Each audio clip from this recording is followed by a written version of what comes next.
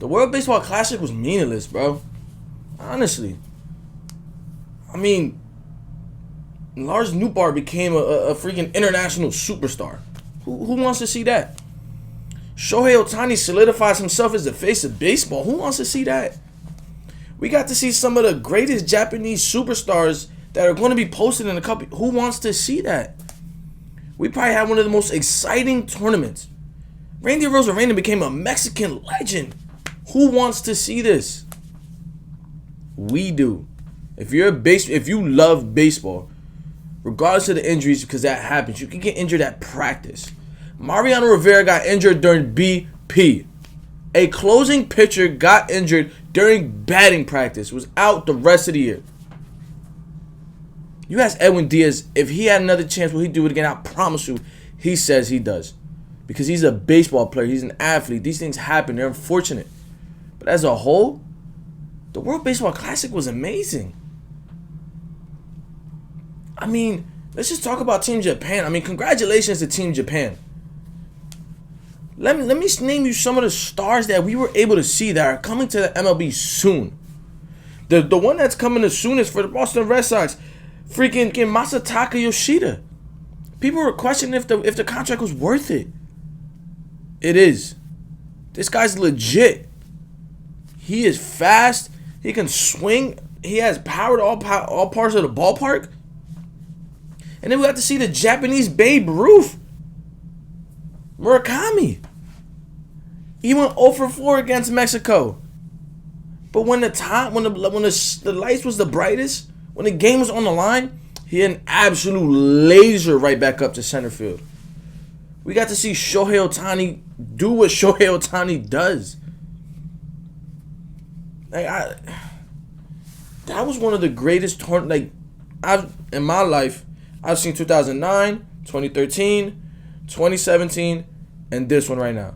That was head above this year's WBC was head above heels over any other one that I've seen.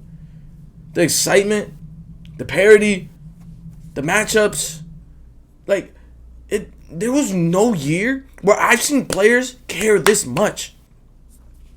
Like Quijada from Venezuela, did you guys see how he reacted after every single inning? Salvador Perez after taking the lead in a game against USA, eventually they lost. Did you see the emotion on his face? Shohei Ohtani after hitting the leadoff double a couple days ago to set up Murakami and hit the walk. Did you see the emotion? For someone to say that tournament was meaningless, you don't love baseball. You don't. And you can't. Because that was one of the best. That's the best baseball I've seen in maybe my whole life. Maybe my entire life. That was exciting, bro. In other tournaments, I was only watching Team Puerto Rico. I tuned into every single game of this classic. I watched Italy versus Australia. I think that's what it was. No, Taiwan versus Australia. And it was live. There was fans there. Did you see Taiwan, Chinese Taipei's fan section during the game?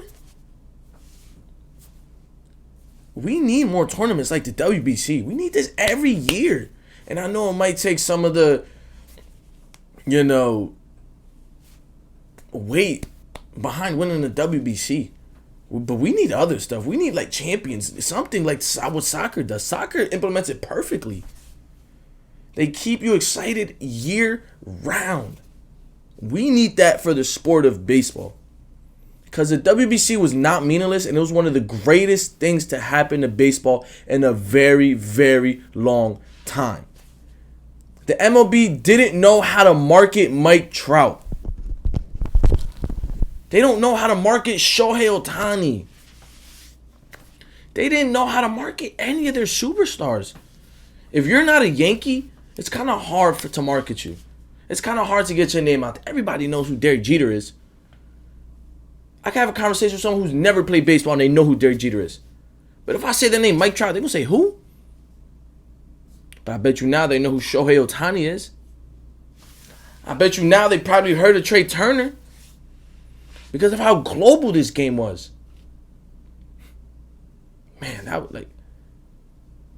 was good baseball.